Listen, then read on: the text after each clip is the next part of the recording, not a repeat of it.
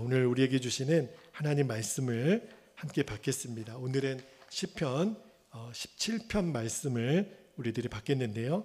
1절에서 15절까지 말씀을 우리가 함께 받도록 하겠습니다.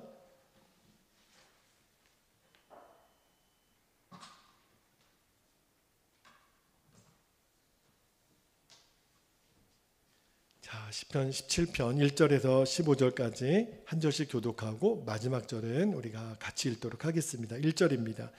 여호와여 의의 호소를 들으소서. 나의 울부짖음에 주의하소서. 거짓되지 아니한 입술에서 나오는 나의 기도에 귀를 기울이소서. 주께서 나를 판단하시며 주의 눈으로 공평함을 살피소서. 주께서 내 마음을 시험하시고 밤에 내게 오시어서 나를 감찰하셨으나 흠을 찾지 못하셨사오니 내가 결심하고 입으로 범죄하지 아니하리이다. 사람의 행사로 논하면 나는 주의 입술의 말씀을 따라 스스로 삼가서 포악한 자의 길을 가지 아니하였사오며 5절 나의 걸음이 주의 길을 굳게 지키고 실족하지 아니하였나이다. 하나님이여 내게 응답하시겠으므로 내가 불렀사오니 내게 귀를 기울여 내 말을 들으소서.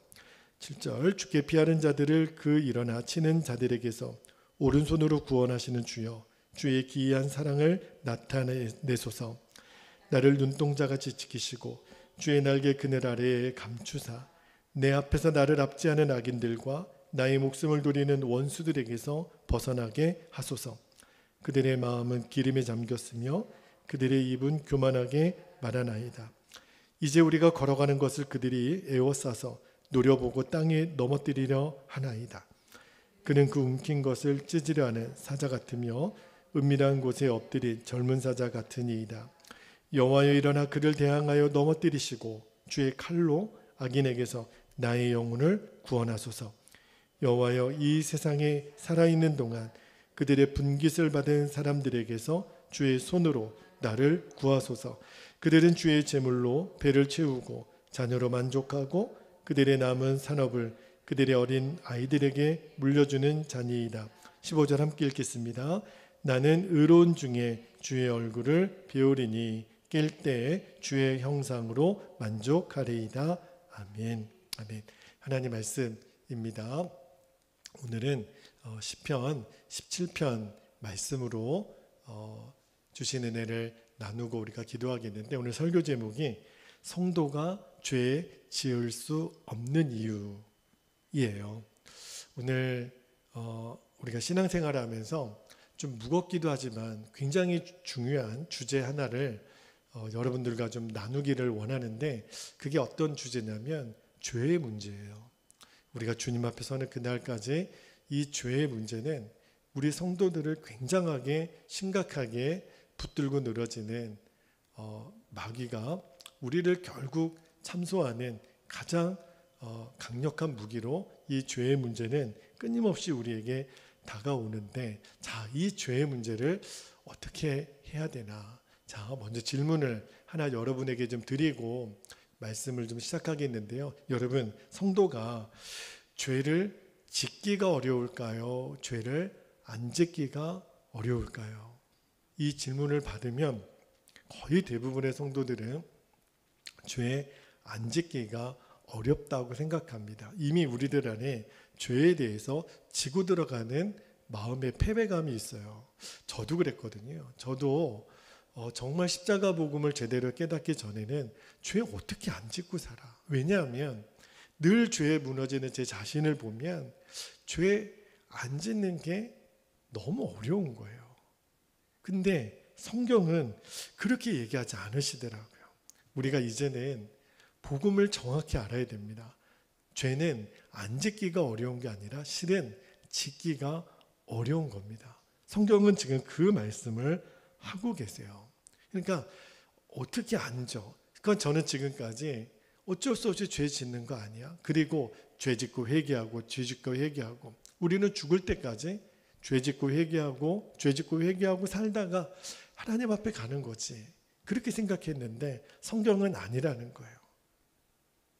죄 짓기가 더 어렵고 죄 안 짓는 것이 얼마든지 가능하다. 그거를 오늘 성경이 얘기해 주는데 그 대표적인 본문이 바로 시편 17편 말씀입니다. 시편 17편을 잘 읽어보면 죄를 얼마든지 이길 수 있는 거구나 하는 그 확증을 주세요. 자, 오늘 읽었던 말씀인데 1절에서 5절까지 말씀을 제가 다시 한번 천천히 읽어드릴게요. 1절 한번 보세요. 여호와여 의의 호소를 들으소서. 나의 울부짖음에 주의하소서. 거짓되지 아니한 입술에서, 자기 자신을 가리켜서 거짓되지 아니한 입술이라고 그러잖아요. 나오는 나의 기도에 귀를 기울이소서. 2절 주께서 나를 판단하시며 주님의 눈으로 공평함을 살피소서. 3절 보세요. 주께서 내 마음을 시험하시고 밤에 내게 오시어서 나를 감찰하셨으나 흠을 찾지 못하였사오니. 언뜻 보면 굉장히 교만한 것 같아요. 그런데도 이렇게 자신 있게 얘기를 해요. 내가 결심하고 입으로 범죄하지 아니하리이다. 4절 보세요. 사람의 행사로 논하면 나는 주의 입술을 따라 스스로 삼가서 포악한 자 죄인의 길에 가지 아니하였사오니. 5절 보세요. 나의 걸음이 주의 길을 굳게 지키고 실족하지 아니하였나이다. 그 다윗의 이 시편 17편 1절에서 5절까지 고백을 들어보면 저도 처음에 읽을 때는 좀 너무 교만한 거 아니야? 어떻게 이렇게 나는 완전하고 주님 앞에 정직하고 깨끗하고 하나님 내 흠이 있으면 한번 찾아보세요. 야, 이거 좀 너무 교만한 거 아니야? 처음에는 그렇게 읽혀지더라고요. 그런데 읽으면 읽을수록 다윗은요, 하나님 앞에 하나님 보세요. 내가 죄를 이기는 자로 하나님 앞에 서 있습니다. 이 말씀을 읽을 때 여전히 거부감이 드는 사람이 있을지 몰라요. 어떻게 사람이 죄를 안 짓고 살아? 어떻게 완벽해? 어떻게 모든 말씀을 다 지켜? 이렇게 생각하는 사람들이 있으세요. 그런데 진실은요, 오늘 다윗의 고백이 나의 고백이 되어야 정상입니다. 주님은 다윗의 이 고백을 절대로 교만한 마음으로 받지 않으셨어요. 다윗아, 너는 정말 복음을 제대로 알고 있구나. 너는 내 마음을 알고 있구나. 맞아. 죄를 이기는 것이 나의 계획이야. 죄를 이기는 자로 서는 것이 나의 뜻이야. 하나님 그렇게 말씀하시는 거예요. 그러니까 오늘 다윗의 고백을 나도 하기가 좀 거북스럽다. 그러면 내가 정상이 아닌 거예요. 자, 말씀 한 구절만 더 볼게요. 히브리서 12장 14절에 보면 이런 말씀이 있습니다. 모든 사람과 더불어 화평함과 거룩함을 따르라. 죄짓지 말라는 거예요. 이것이 없이는 아무도 주를 보지 못하리라.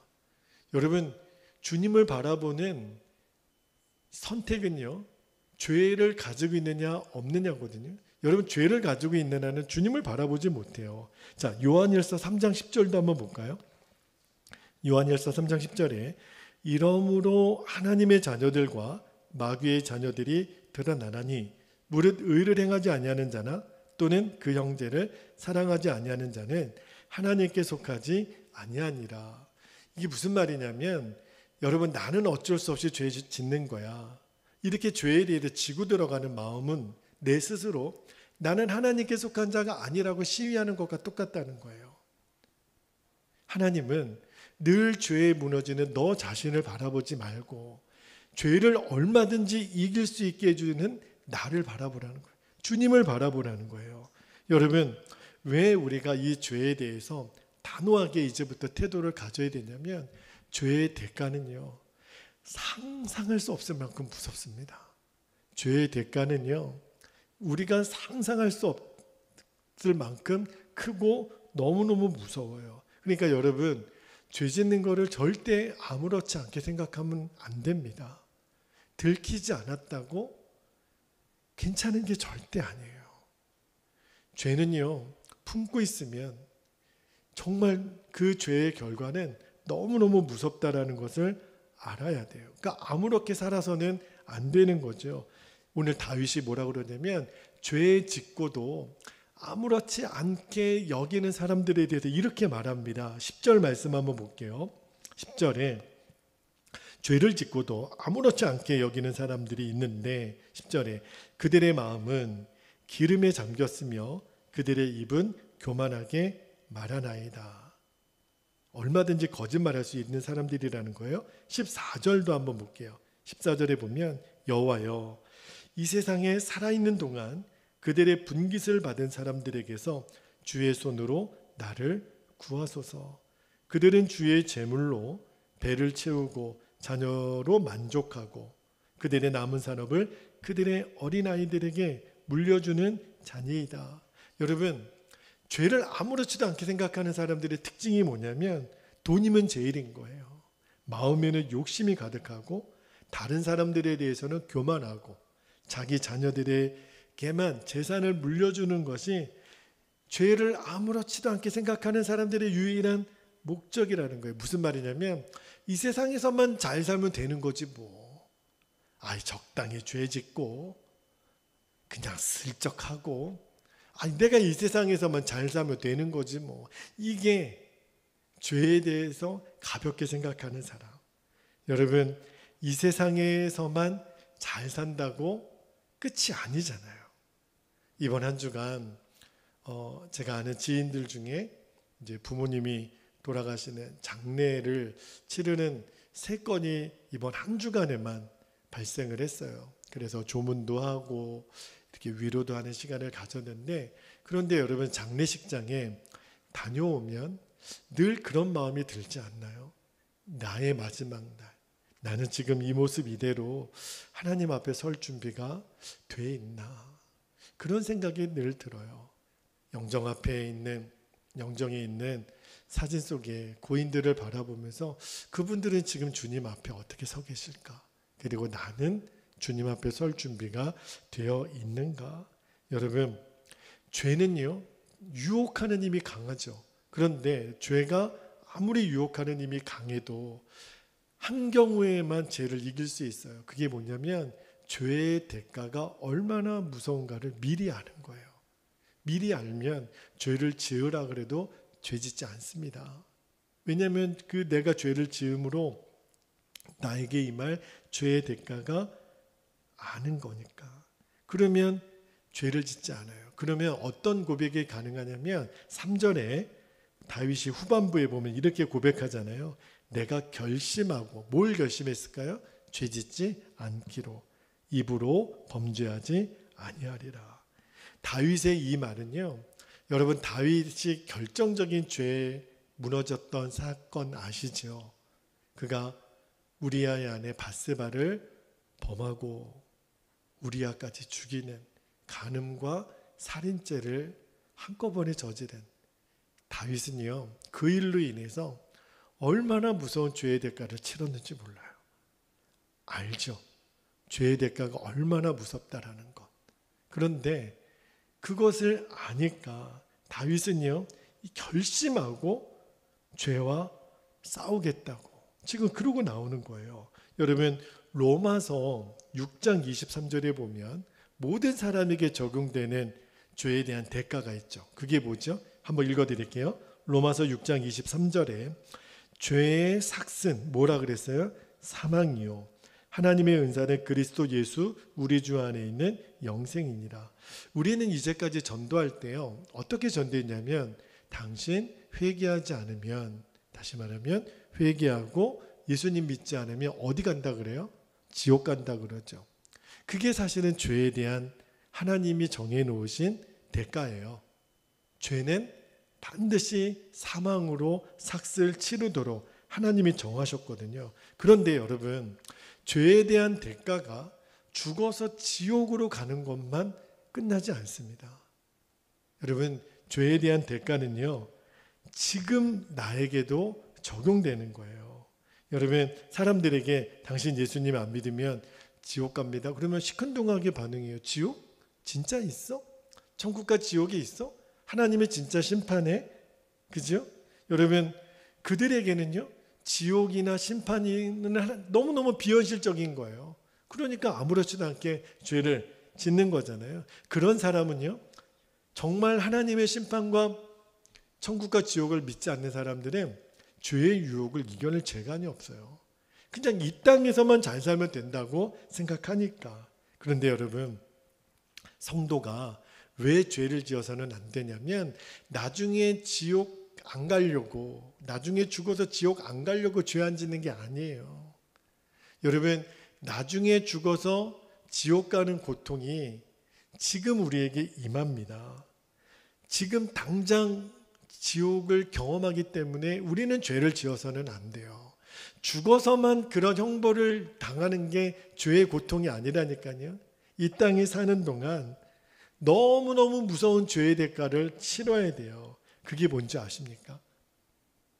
여러분, 우리는 죽어서 죄 지으면 지옥 간다고 그게 제일 무서운 형벌일 것 같잖아요. 그런데 살아서도 지옥의 형벌과 똑같은 형벌을 죄를 지으면 받아요.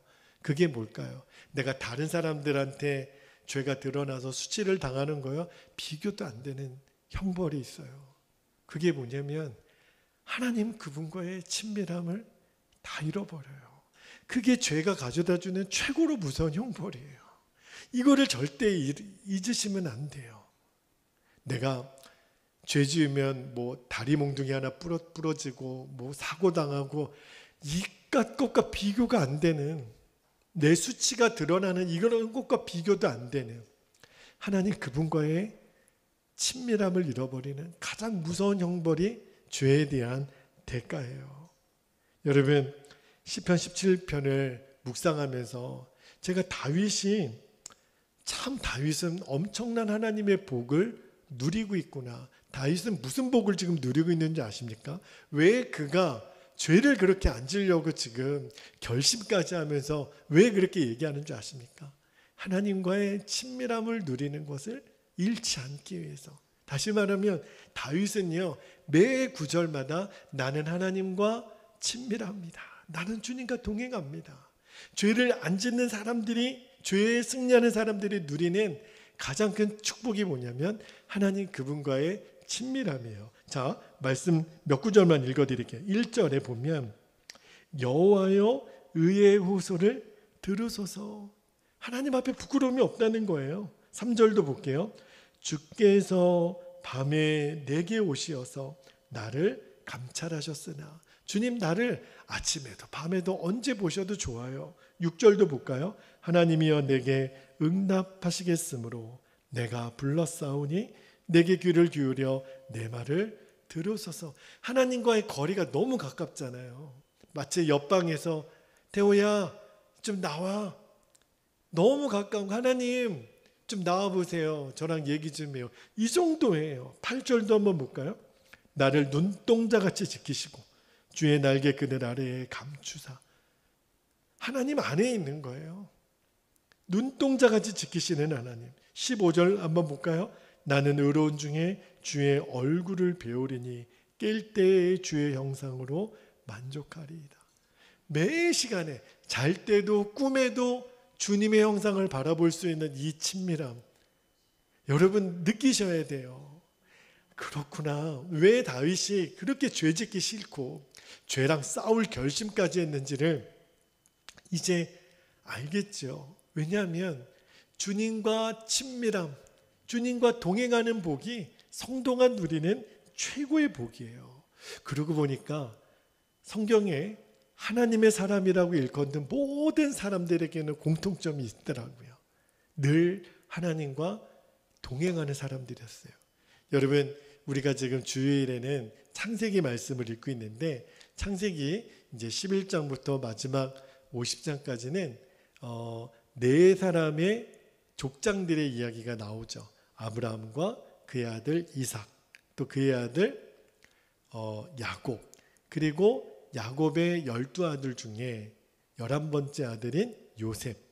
그 네 사람의 이 족장들의 이야기로, 믿음의 조상들의 이야기로 창세기는 거의 40장 가까이 할애를 하잖아요. 그런데 이 네 사람에게 하나님이 다 동일하게 어떤 말씀을 주셨냐면 함께 하시겠다는 말씀을 주셨어요. 자, 볼게요. 자, 창세기 21장 22절에는 아브라함에게 이렇게 말씀하십니다. 내가 무슨 일을 하든지 하나님이 너와 함께 계시도다. 자, 창세기 26장 3절에 볼게요. 하나님이 이삭에게 이렇게 얘기하십니다. 내가 너와 함께 있어 너에게 복을 주고, 창세기 31장 3절에 하나님이 야곱에게도 말씀하십니다.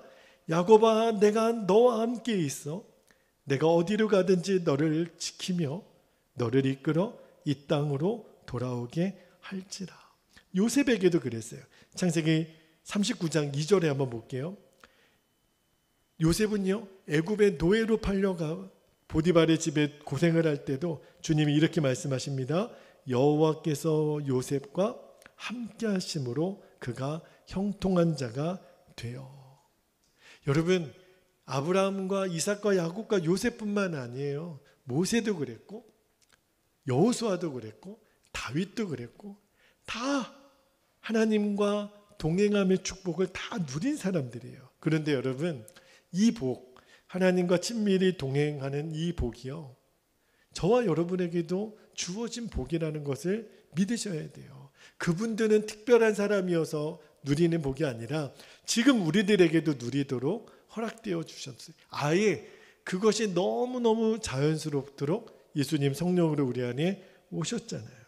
그러니까 이제는 우리가 결심을 해야 돼요. 죄는 무슨 일이 있어도 짓지 않아야 될 이유 정확히 아셔야 됩니다. 하나님과의 친밀함을 깨뜨리기 때문에. 그래서 우리는 죄를 지을 수가 없는 거예요. 다윗이 밧세바를 범하고 그가 얼마나 고통스러운지 아주 그냥 떼굴떼굴 구르면서 시편 51편에 그가 절규하잖아요. 그가 오직 하나님께 구한 거 한 가지가 뭔지 아세요? 시편 51편 11절에 나를 주 앞에서 쫓아내지 마시며 주의 성령을 제발 내게서 거두지 마옵소서. 다윗이 제일 염려했던 게 뭐냐면 하나님 그분과의 친밀함이 깨지는 것이 가장 무서운 죄의 형벌인 걸 알았어요. 주의 성령을 거두지 마소서. 여러분, 어린 아이들도 있잖아요. 이제 초등학교가 되고 중고등학교가 되면 이제 그렇게 친한 엄마 아빠가 두려울 때가 있습니다. 언제인 줄 아세요? 아이들이 거짓말하고 아이들 눈높이에서 어떤 죄를 짓게 되잖아요. 그러면 엄마 아빠 눈을 똑바로 쳐다보지 못합니다. 애들도 그래요. 엄마 아빠가 달라진 게 아니잖아요. 그죠? 근데 죄가 그렇게 만든다니까요. 죄는요, 모든 친밀함을 다 깨뜨려요. 부부 사이가 언제 소원해지는 줄 아십니까? 서로 숨기는 것이 있을 때 그 친밀함이 깨지는 거예요. 근데 그 숨기는 영역이 뭐겠어요? 죄 아니고 부부가 숨기는 영역이 뭐가 있어요? 그런데 그것이 부부 안의 친밀함을 깨뜨려요. 여러분, 아담과 하와가 선악과를 따먹었죠. 근데 그들이 갑자기 어떤 마음이 들으냐면 아담아 어디 있느냐 부르셨을 때 아담이 뭐라 그러냐면 우리가 벗었으므로 우리가 숨었나이다. 벌거벗었으므로 숨었나이다. 그게 무슨 말인 줄 아세요? 하나님 얼굴 보기가 두렵습니다. 아니, 하나님이 그런 분 아니셨거든요. 하나님은 늘 아담을 불러서 아담아, 너 이름 한번 줘볼래? 너가 호명하는 모든 것이 이 세상 모든 만물의 이름이 될 거야. 아담은 하나님과 너무너무 친밀했어요. 그런데 죄가 들어온 다음에 아담에게서 세상 없이 하나님은 두려운 존재고 부담스러운 존재가 됐어요. 다시 말하면 죄가 들어오고 나니까 하나님과 인간 사이의 모든 친밀함이 깨진 거예요. 여러분, 그게 바로 지옥의 고통입니다. 친밀함이 깨지는 게 지옥의 고통이에요. 죄가 그렇게 무서운 거예요. 그래서 다윗이 알았던 거예요. 내가 죽을지언정 어떤 손해를 짓더라도 내가 하나님의 친밀함을 깨뜨리는 죄에는 절대 무너지지 않으리라. 이게 다윗의 고백인 거예요. 여러분, 이게 진짜 우리가 살 길이거든요. 그래서 성경에 다니엘의 세 친구가 이제 왕의 진미를 거부하잖아요. 그리고 그들이 풀무불에 들어가는 그런 위험 앞에 있을 때 다니엘의 세 친구들이 뭐라고 고백했는지 여러분 기억나시죠? 다니엘 3장 7절, 17절, 18절에 그 친구들이 이렇게 고백합니다. 17절에 왕이여 우리가 섬기는 하나님이 계시다면 우리를 맹렬히 타는 풀무불 가운데서 능히 건져내시겠고 왕의 손에서도 건져내시리이다. 18절 보세요. 그렇게 하지 아니하실지라도 왕이여 우리가 왕의 신들을 섬기지도 아니하고 왕이 세우신 금신상에게 절하지도 아니할 줄을 아옵소서. 다시 말하면 나를 죽여도 나는 절하지 않을 것입니다. 나를 죽여도 나는 죄짓지 않을 겁니다. 목숨을 걸고 왜 다니엘의 세 친구들이 이렇게 고백했겠어요? 죄 한 번 짓는 게 중요한 것이 아니라 이 죄를 지은 다음에 하나님 그분과의 친밀함이 다 깨져버릴 것을 아니까 차라리 저를 죽이십시오. 그래도 나는 죄를 지을 수가 없습니다. 요한계시록 12장 11절에 이렇게 말씀합니다.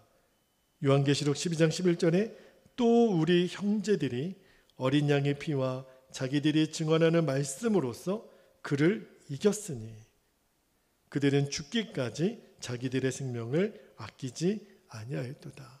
무슨 말씀이냐면 핍박당하는, 그래서 순교의 자리까지 가는, 예수님을 배교하고 세상 죄와 악에 손을 잡는 것을 거절하는 이유로 목숨까지도 아끼지 아니한 사람들이 있다는 거예요. 왜 그랬을까요? 똑같아요. 이유는 내가 죄를 선택하는 순간 하나님과의 모든 친밀함이 다 깨져버리니까 이제 알겠어요. 그렇구나. 죄가 이렇게 무서운 거구나. 그냥 누가 내 죄를 알고 고자질하고 창피를 주고 그리고 심지어는 그런 윤리적인 죄든 사회적인 죄든 감옥에 들어가고 이거하고는 비교가 안 되는 하나님 그분이 나에게 오셔서 나와 계속 동행하시고 친밀함의 복을 누리지 못하게 하는 죄의 궁극적인 목적은 바로 거기에 있거든요. 여러분 꼭 기억하셔야 돼요. 그러나 한 가지만 부탁을 드릴게요. 그래가지고 죄짓지 말아야지, 나는 죄짓지 말아야지, 제가 말씀드렸잖아요. 막 혈서까지 쓰고 그런다고 내가 죄로부터 지켜지는 게 아니거든요. 어쩌면 죄짓지 말아야지, 완벽해야지, 오히려 그 사람이 더 무서운 사람이 될 수도 있어요. 여러분 성도들이 죄짓지 않는 유일한 이유는요, 하나님과의 친밀함을 잃어버리고 싶지 않기 때문이라고 말씀드렸잖아요. 그러니까 죄를 안 짓는 것이 중요한 것이 아니라 죄를 짓든지 안 짓든지, 근데 죄를 지으면 하나님과의 친밀함을 깨지니까 내가 죄를 안 짓는 것은 남들에게 거룩하게 보이려고 또는 나는 완전하고 죄 짓는 사람에게 정죄하고 판단할 어떤 내 안에 명분을 만들기 위해서 죄를 안 짓는 게 아니라고 그랬잖아요. 내가 죄를 안 짓는 유일한 이유는 하나님 그분과의 친밀함이 깨지니까. 그래서 우리가 힘써야 되는 것이 늘 예수님과 친밀함을 유지하는 거예요. 그래서 예수님이 너희와 내가 늘 친밀해야 돼, 이 말을 예수님이 잘 제자들에게 알아듣기 위해서 너희가 내 안에 거하라, 그 말씀으로 내 안에 거한다는 말이 얼마나 가까우면 내 안에 들어오겠어요. 그 말은 이제부터 너희와 나는 너무너무 친밀한 그런 관계야. 그래서 요한복음 15장 4절 5절에 예수님이 늘 이렇게 말씀하셨어요. 요한복음 15장 4절에 내 안에 거하라, 나도 너희 안에 거하리라. 가지가 포도나무에 붙어 있지 아니하면 스스로 열매를 맺을 수 없음같이 너희도 내 안에 있지 아니하면 그러하리라. 5절 말씀에 나는 포도나무요 너희는 가지라. 그가 내 안에 내가 그 안에 거하면 사람이 열매를 많이 맺나니 나를 떠나서는 너희가 아무것도 할 수 없습니다. 여러분 이제 내가 죄를 안 짓고 하나님의 말씀, 하나님의 율법을 지키는 목적은 나의 거룩함과 의를 드러내기 위함이 아닌 것을 아셔야 돼요. 내가 죄를 거절하고 죄를 짓지 않는 유일한 이유는 예수님 그분과의 친밀함을 잃어버리면 모든 것이 끝장나는 거니까. 단 내가 죄를 안 지은 것이 남을 비판하고 정죄하는 도구가 되어서는 안 돼요. 그런 사람들이 율법주의자예요. 바리새인들이 그랬죠. 예수님이 바리새인들을 제일 싫어한 이유가 뭐냐면 죄를 안 짓는 이유가 하나님과의 친밀함에 있지 않았어요. 다른 사람을 정죄할 도구로 삼기 위해서. 그래서 눈에 쌍심지를 켜고 율법의 일획이라도 어기는 사람 몽둥이 들고 찾아다니면서 맨날 패고 다녔던 사람들이 바리새인들이었어요. 이런 사람을 율법주의자라고 그러죠. 이런 사람이 되면 진짜 큰일 납니다. 여러분, 죄를 안 지으려고 애를 쓰는 건 너무너무 귀하지만 그렇다고 해서 죄 지은 사람을 벌레 보듯이 보면 안 돼요.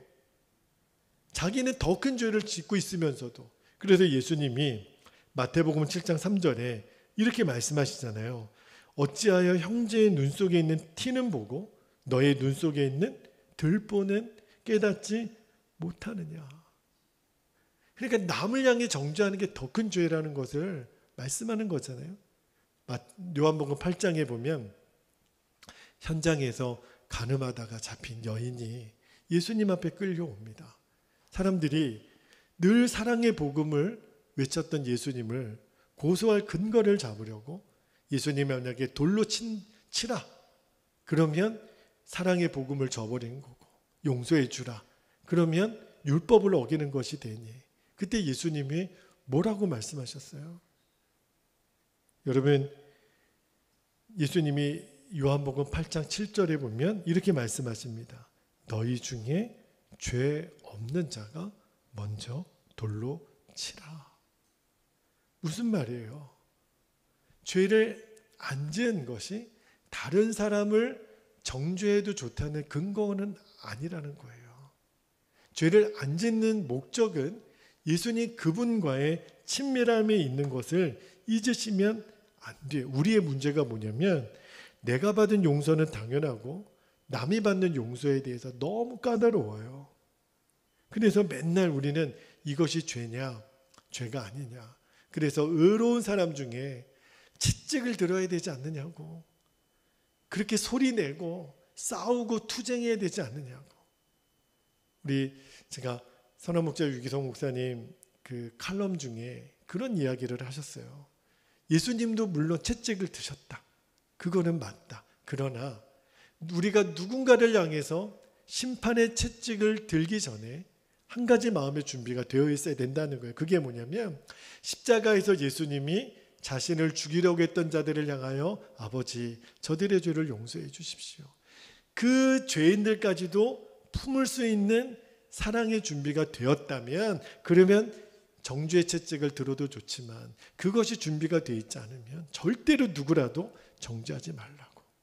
제가 너무너무 공감이 되더라고요. 우리는 늘 마음에 이것이 옳으냐 이것이 옳으냐 늘 옳고 그른 것을 따지려는 본성이 너무너무 강하잖아요. 근데 예수님은 뭐라고 말씀하셨냐면 우리들이 죄 짓지 않는 유일한 이유는요, 옳고 그름을 따지려고 죄 안 짓는 게 아니라 예수님 그분 때문이라는 거예요. 예수님 때문에 내가 죄를 안 짓는 거예요. 그래서요, 오늘 말씀에 다윗이 15절에 결론으로 이렇게 말씀합니다. 이 말씀 읽고 기도할 건데요. 15절에 다윗이 뭐라고 고백하냐면 나는 의로운 중에, 이 의로운 중에는 죄를 안 짓는 상태, 다시 말하면 주님과의 친밀함이 충만한 상태, 의로운 중에 주의 얼굴을 배우리니 깰 때 주의 형상으로 나는 만족하겠습니다. 얼마나 기뻐요. 그래서 요즘 동행일기를 매일 쓰면서 저는 하루의 시작이 아침이라는 생각이 들지가 않아요. 여러분, 하루의 시작이 몇 시부터 시작하는 줄 아세요? 12시부터 시작해요. 그 12시가 밤 12시예요? 낮 12시예요? 밤 12시예요. 그러고 보니까 하루의 시작은 밤 12시부터 시작하는 거예요. 우리는 아침이 되면 하루가 시작되는 것 같잖아요. 아니더라고요. 다시 말하면 제가 어떤 걸 깨달았냐면 하루의 시작은 내가 잠자리에 들어갈 때, 요즘은 그런 기도를 해요. 주님, 꿈에서도 주님 같이 있으면 좋겠습니다. 그리고 주님, 저 지금 자는데요, 제가 아침에 깰 때 주님을 제일 먼저 생각하게 해주세요. 그렇게 제가 동행일기에 글을 남기고, 왜냐하면 그렇게 하지 않으면 내가 아침에 눈 뜨자마자 딴 생각할까 봐, 설교해야 될 생각하고, 교회 갈 생각하고, 물 먹을 생각하고, 일어나기 싫다 이러고 있고, 근데 밤에 주님, 저 깰 때 오늘 다윗의 고백처럼 주님의 형상으로 만족합니다. 이 고백이 무슨 말이냐면, 일어날 때부터 예수님 그분이 생각이 나는 거예요. 그리고 예수님 그분의 이름을 부르면서 하루를 시작하는 거예요. 근데 그 시작이요, 아침에 깰 때가 아니라 밤에 잠들 때더라고요. 내가 밤에 잠들 때 주님, 꿈속에서도 주님과 함께 있고 싶어요. 그리고 제가 깰 때, 제가 정신이 들 때 제일 먼저 주님을 감각하게 해주세요. 그렇게 기도하고, 여러분도 한번 그렇게 해보셨으면 좋겠어요. 그게 기쁨이에요. 내가 깰 때의 주의 형상을 볼 수 있는 것은 예수님과의 친밀함의 동행의 기쁨을 아는 사람만이 그렇게 고백할 수 있는 거거든요. 기쁨이에요, 기쁨. 이 고백이 나의 고백이 되는 사람은 죄를 지으라 그래도 이제 못 짓는 거예요. 알았어요. 죄는요, 누가 나를 감시하고 막 묶어 있고 감금하고 그래서 죄를 안 짓는 게 아니에요. 그러면 그게 무슨 죄를 이기는 거겠어요. 그죠? 그러면 저기 수도원이나 가서 살고, 그죠? 세상에서는 없어져야 되는 거죠. 죄는 그렇게 이겨지는 게 아니라니까요. 죄는 그 죄의 즐거움보다 더 귀하신 우리 주님과의 친밀함, 주님과의 그 동행함의 기쁨을 아는 사람은 죄를 지으라 그래도 저 별로 재미없는데요, 저 그거 거절합니다. 왜냐하면 그것으로 인하여 나는 주님과의 친밀함을 깨뜨릴 수가 없습니다. 그래서 이겨지는 거예요. 그래서 우리는 승리하는 겁니다. 오늘 성도가 죄를 안 지을 수 있는, 지어서는 안 되는 이유 이제 아셨죠? 그래서 오늘 우리가 이렇게 기도하기를 원합니다.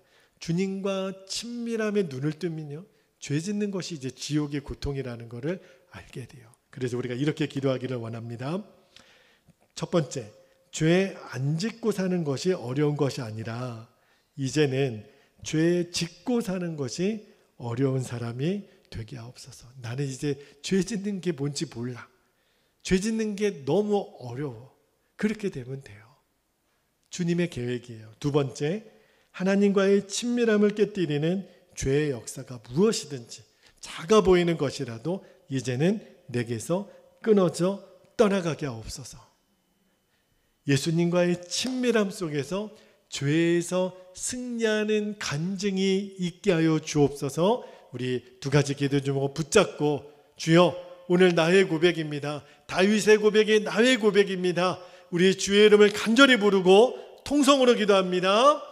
주여.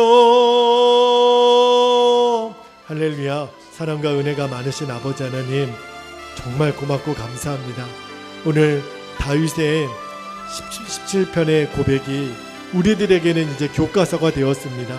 아버지 하나님, 죄를 이기는 자의 기쁨이 무엇인지, 아버지 하나님, 주님과의 친밀함에 아버지 하나님 기쁨을 누리는 사람의 고백이 무엇인지 아버지 하나님 이제 우리가 분명히 알았습니다.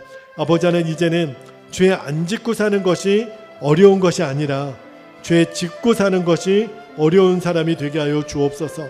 아버지, 주님과의 친밀함에 눈을 뜨면 뜰수록 죄 짓는 것이 지옥의 고통임을 알게 해주시고, 그래서 아버지 하나님, 우리가 죄를 떠나는 이유는 아버지 하나님 주님과의 이 친밀함을 포기할 수 없기 때문입니다. 이것이 주님이 우리에게 원하시는 거룩이고 경건임을 아버지 하나님 우리가 깨닫습니다.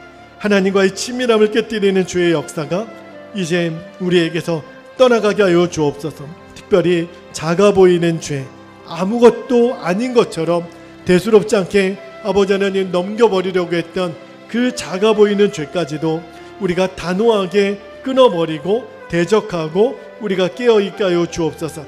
예수님과의 친밀함 속에서 죄에서 이기는, 죄에서 승리하는 기쁨을 누리게 하여 주시고, 죄에서 아버지 하나님 승리하는 삶을 우리로 하여금 살게 하소서. 아버지 하나님, 오늘 다윗의 고백이 우리의 고백이 되게 하시니 감사합니다. 성경에 나오는 하나님의 사람들이 늘 주님과 동행하며 주님과의 친밀함에 눈이 열렸던 아버지 하나님, 그 간증이 이제는 나의 간증이 되게 하시고 나의 찬송이 되게 하여 주옵소서. 아버지 하나님, 죄가 들어오면 사람과의 관계도 모든 친밀함을 다 깨뜨려 버립니다.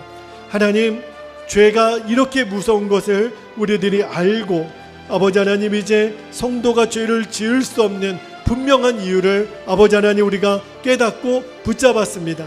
주여, 그렇습니다. 주님, 이제는 우리가 늘 승리하고 아버지 하나님, 우리가 날마다 주님과의 그 친밀함이 주시는 그 기쁨, 아버지 하나님 우리가 놓치지 말게 하여 주옵소서. 다윗이 하나님 15절에 고백했던 것처럼, 하나님, 나는 의로운 중에 주의 얼굴을 배우리니 깰 때의 주의 영상으로 만족하리이다. 주여, 잠을 잘 때에도 일어날 때에도 하나님, 낮에 깰 때에도 아버지 하나님, 우리가 누구를 만나도 무엇을 하더라도 예수님, 나는 주님 안에 있습니다.